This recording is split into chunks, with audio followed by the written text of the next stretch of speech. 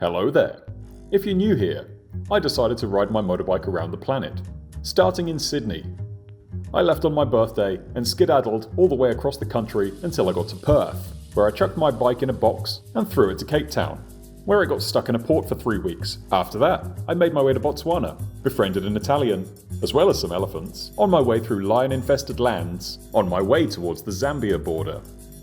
Once here, I avoided political nightmares at borders by going to the north border, and entering Tanzania this way.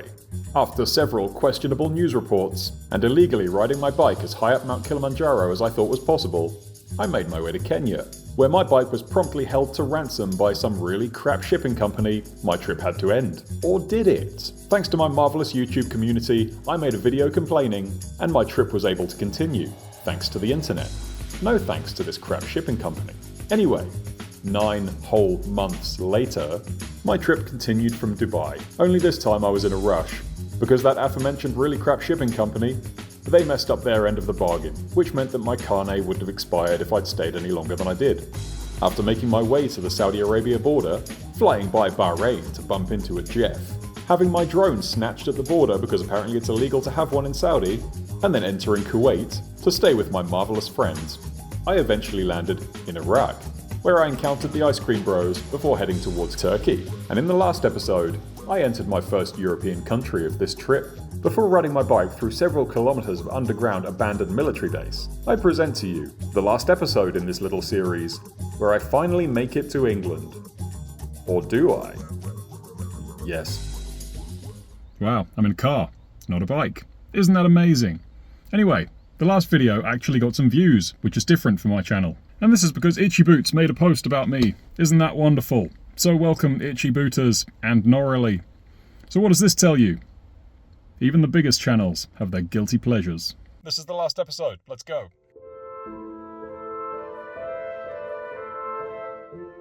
And as if by magic, tent.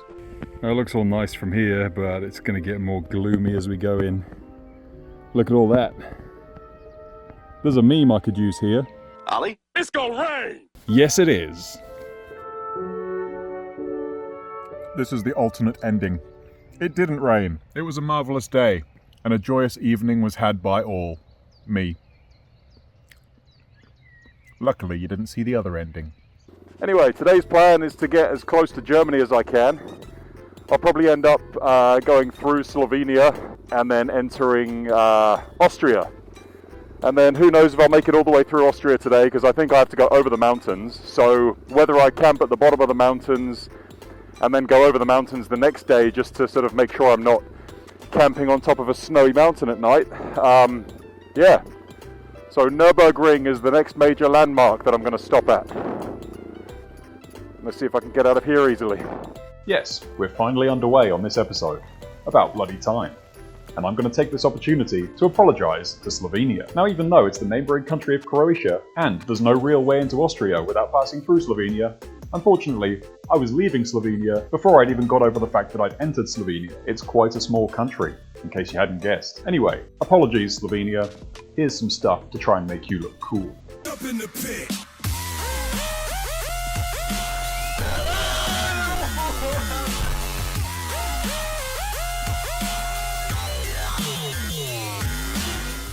Truly an amazing country, and you should definitely visit. Anyway, here's the only footage of Slovenia that I got. That's the Slovenia-Croatia border. There's nobody there. You can just drive straight through. My border anxiety is gradually dissipating, because I hated it all through Africa, all through the Middle East. Every border you know is going to be an absolute pain, but you know, the further towards Central and Western Europe you get, everything's just so relaxed and covered under the sort of Schengen agreement they've got going on there. So yeah, what a nice day. What a nice border. But don't worry, karma got justice for Slovenia, and it began to absolutely piss it down with rain, and I got soaked, just in time to reach the snow around the Austria border. So there we go. Austria. Now this border actually contained humans, but it took about 25 seconds to get through. Take note, Zambia. Now about that snow that I talked about earlier. Austria is one of those weird places. As you just saw, Pretty sunny, nice riding, and then you climb up the mountains. Somehow you end up in a ski resort with snow. Even though it's the end of season, there's still people riding along next to you on skis. And after all that, 20 minutes later you're down the other side of the mountain and it's sunny again. Anyway, scenic montage time, because I haven't had one yet in this episode.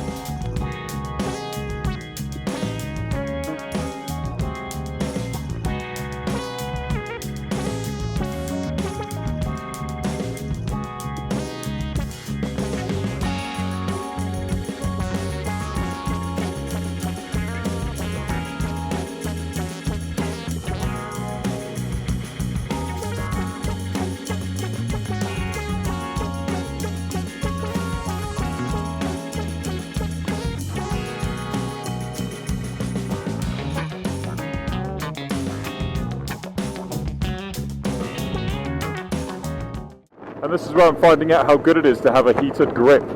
That's right, one heated grip, because the other one doesn't work. Some of these towns are just weird. It's the only way to describe them. You got guys like that. He looks exactly like the divorced dad's guy. Now I'm gonna get so much money. I don't need a job. Why? Because I can manifest. Now that the borders have stopped being a thing, it doesn't really become a big event to make it to a different country. So all I'll say is I'm in Germany now.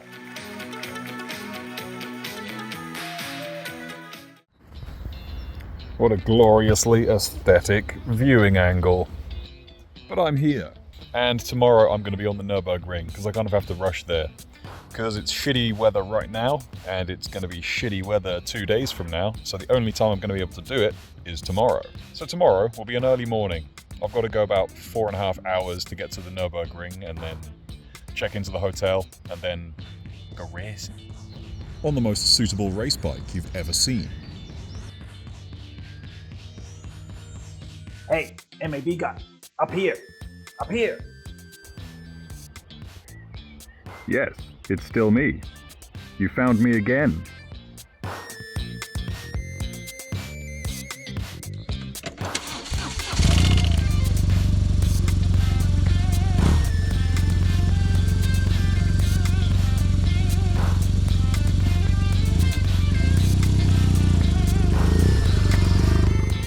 Now allow me to add some context to the reasons why I'm going to the Nurburgring on a very inappropriate bike. I've been to the Nurburgring before, on a sports bike, which would be much more suitable for going there. And this is when we were poverty-stricken apprentices. We didn't pay for hotels, oh no. We slept in tents, in petrol station forecourts, and gathered our resources to get a single-person room between 3 of us. But my tyres never touched Nurburgring tarmac, and this is because Mercedes had booked the track out for that particular day. Did we check before we left? No. Because who does that? And this entire time, I've had a completely legitimate hatred for Mercedes-Benz. So fuck you, Mercedes-Benz, for ruining my trip many, many years ago.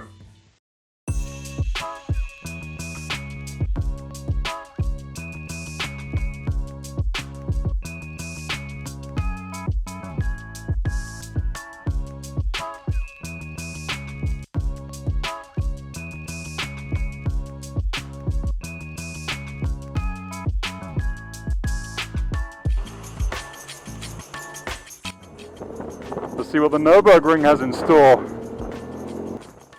I found myself somewhat disappointed with myself during this lap of the Nurburgring. If I was doing this in 2012, I would not have cared about anything. No one was getting past me.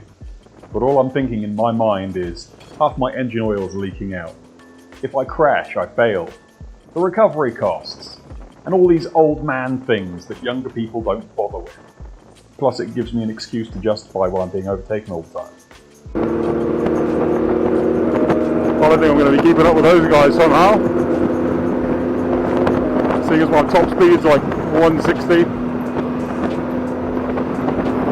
And I'm leaking half my engine oil all over my back tyre. But who cares? It's been 15 years in the making.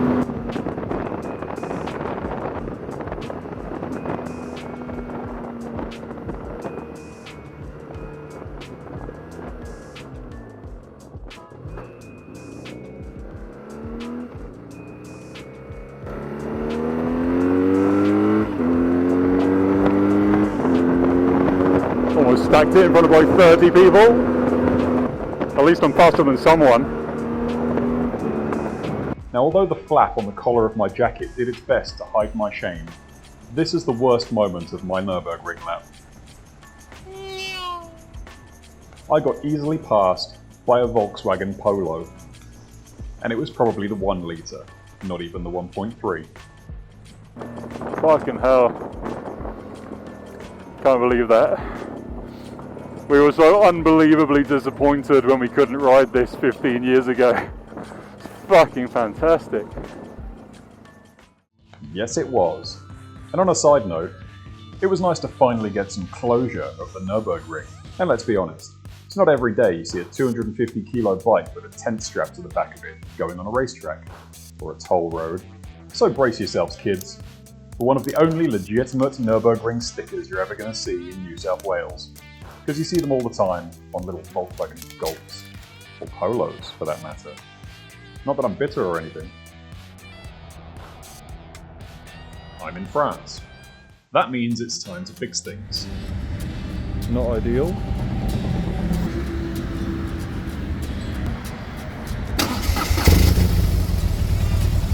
Oh, I'm beginning to realise this oil leak here is getting pretty bad. But there's not much I can do about it. I'm probably losing a few hundred mils per tank of fuel, I reckon. But I'm not even going to bother trying to fix it.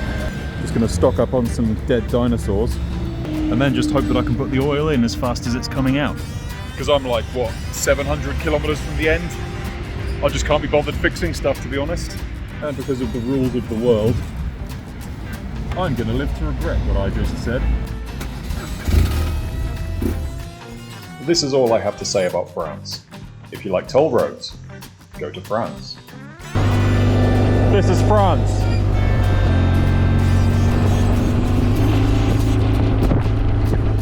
Don't like you, France. You're nothing but toll roads. And they're not even cheap tolls either. Check this out.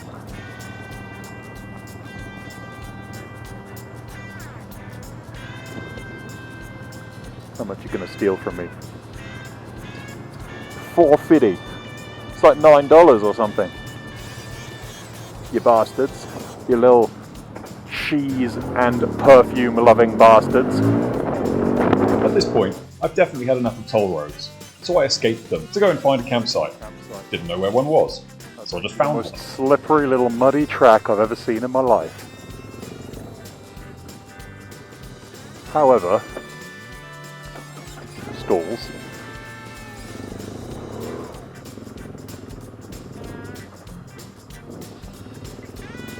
I think this is a suitably hidden spot. Hell yeah. Now the challenge of the day is remembering how I even got into this place. Because it's like a maze of about 20 different directions.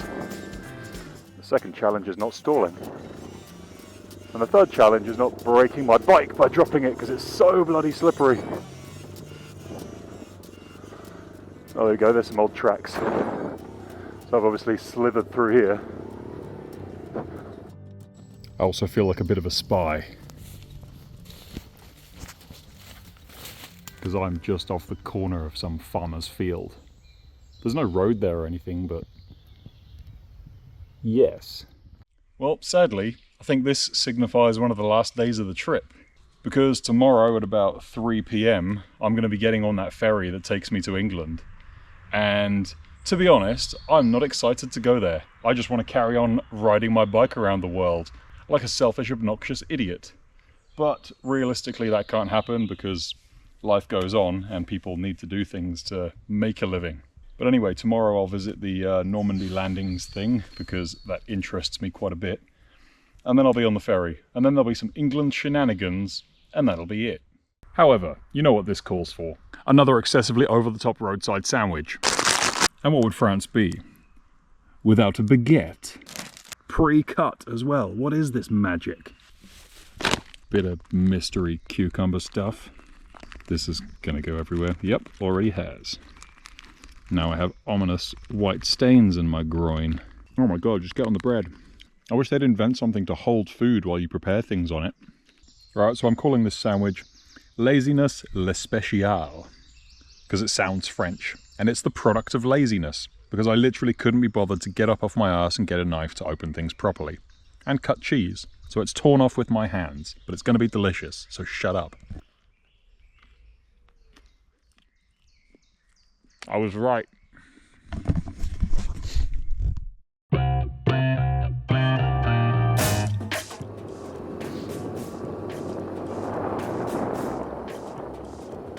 And that's the road. Fantastic. Anyway, to Normandy Beach. Fuck, I'm just pulling over because I've had one of those horrible panic moments where you know you've left something behind. And this time it's my entire backpack that has all my documents, my passport, everything. You lucky, lucky boy. I hung it there last night. Oh my god. Okay, panic over. Onwards! Anyway, that should be my last fill-up for the entire trip, really. It's a bit of a weird feeling knowing that you've gone all this distance and that tank of fuel is going to take you the rest of the way. So I'm like 200 kilometers away from Normandy Beach right now. And then after that I've got to get my ferry from Caen, wherever the hell that place is. And then, yeah, then I'll be in Portsmouth. Now, I find historic military stuff quite interesting. So what would appeal to me more than the Normandy beach landings? And guess what? I found it quite interesting. I was, however, extremely annoyed because I lined up this shot and did that thing where you press record and it stops recording instead of starting recording. So right now I'm basically stood exactly where that guy was in World War II taking that photo of that guy, of those guys walking up the hill. I'll do an overlay of that. This is where my poor planning kind of took over again. I made the stupid mistake of booking the ferry for a specific time on a specific day, and I could have spent hours here, but unfortunately I was limited by having to get to the ferry port in time to leave. I wasn't particularly happy about this because this is quite an interesting place.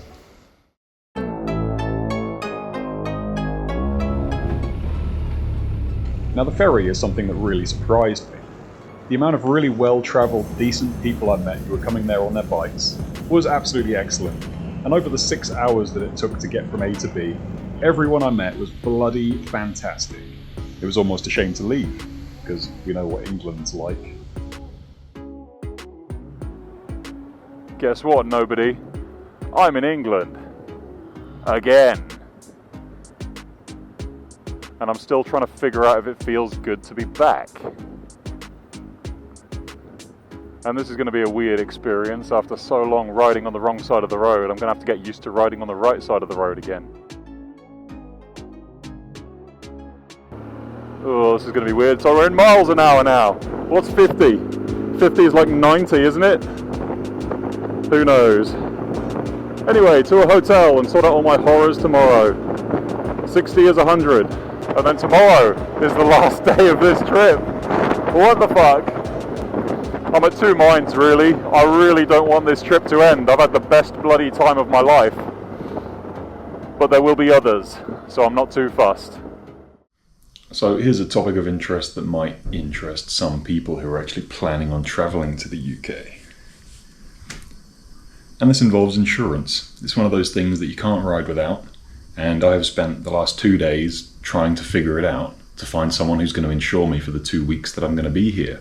And it turns out that when you arrive with a foreign vehicle, nobody has a bloody clue. I've called everyone from like the insurance bureau to about 20 different companies, and none of them know what the hell's going on. So this means that the police would also not know what the hell's going on because they rely on information from the insurers. And everything I can find online says that basically you need to have proof of an insurance policy in your home country that'll cover me. So basically, I've got a rego paper. I know it doesn't cover me, but thanks to the joys of plausible deniability, it does now, because nobody can prove otherwise. Thanks, England, for being clueless. Also, my hotel room has a glory hole. So it's at this point I realise exactly how close I am to finishing this trip. And it's hard not to think about everything that's happened along the way. And that includes things like waking up on the day and realising this is when the trip begins, to gradually realising how far in fact you are away from home, while you take a piss off the Nullarbor, arriving in Perth and realising the things that you need to get you through the rest of the trip, realising stuff in other countries isn't the same as your own country, and meeting some amazing people along the way who you would never otherwise have come in contact with, and no one else you meet will ever understand, before getting your bike kidnapped by an absolute dogshit shipping company. And it's things like seeing how cultures change. And this can be as fast as in a day, when you're crossing 3 different countries, before finally reaching the final destination country. But as with everything I do, there is a twist. And you will find out what that twist is very soon. So last stretch of the trip, Southampton to Plymouth. And if you don't see any more footage like this, it means that I didn't get pulled over and fined for no insurance. So let's hope that didn't happen. So anyway, it's about 3.5 hours away from where I am now. It's just going to be all highways, to be honest. There's nothing particularly interesting about it. So remember this bit of road from a certain video. And here it is.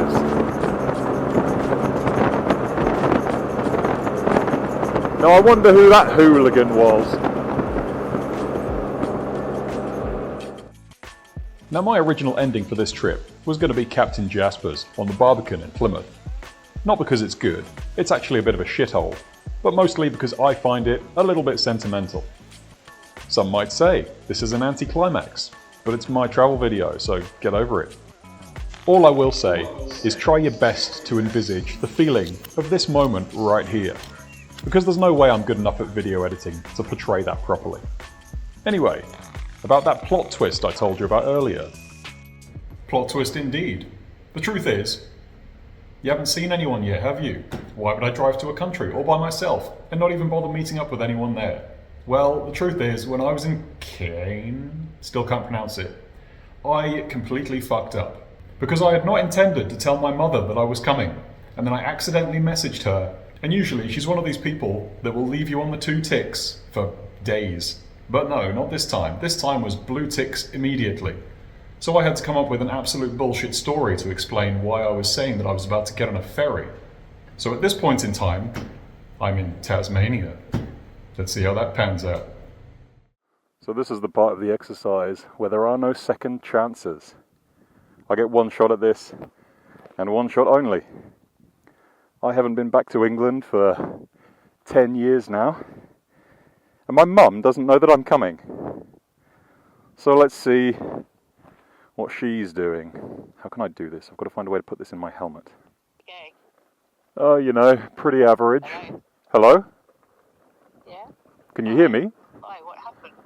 Oh, I've had the most... I can hear you, yeah. Oh, that's good. Yeah, I've had like the most nightmare weekend. Like, I guess the hands-free thing might... I can't hear you anymore. You can't? How about now? I'll try and move into a better spot. Yeah, that's better, actually. Oh, okay.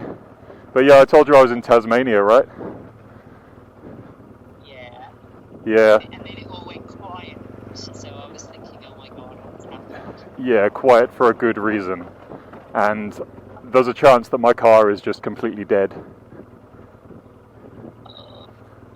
So I had this thing. What happened? Well, it's very wet and muddy and boggy and stuff. And it was very deceptively muddy and boggy. And yeah, things didn't go too well. So what, it's submerged, basically? Yeah, so it pretty much went up to the, what do you call it, the windows. Oh, wow. Yeah, it was literally like driving into the sea.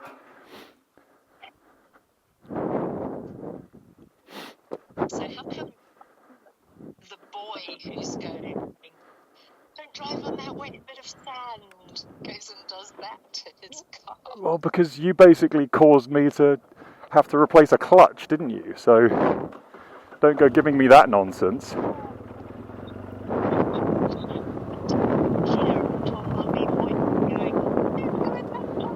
Yeah, I know, it was just horrendous. But it's fine, you know, maybe the other car will be finished by the time that one's thawed out. But yeah. So what are you doing anyway? So what happens when that happens? I mean... Oh, your engine's just trashed. Huh? Hang on, you're bubbling. What do you mean I'm bubbling? I'm hearing you intermittently. I've heard that. Oh, okay. But yeah, now it's good. But also there's some massive aircraft going overhead. Really? Well, I think it might be outside. It might be a. No, nobody's here. Dunno. Sounded like there's a lot of because of what's going on in the round about Israel and UK aircraft. No, Huh? it's a motorbike. Really? Well, tell them to bugger off because you're talking to your child. Is it you? Yeah, seriously, it looks like your motorbike. Go and have a look.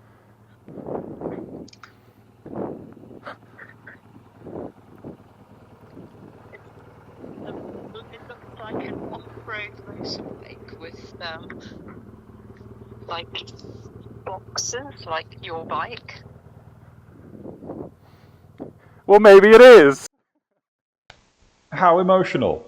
Anyway, with that out of the way, what do you do? Well, you drive some tractors around. You feed llamas.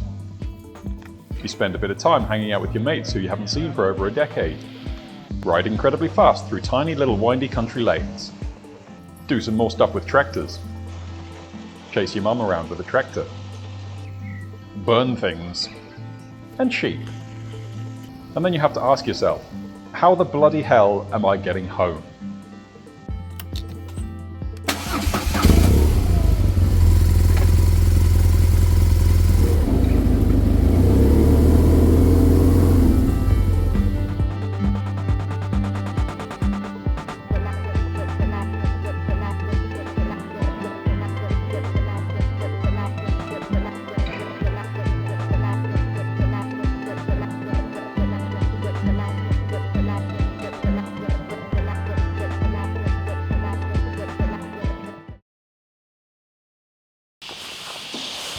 Now what's supposed to happen is your fuel lines go from the tank on either side, connect to here at this fuel tap,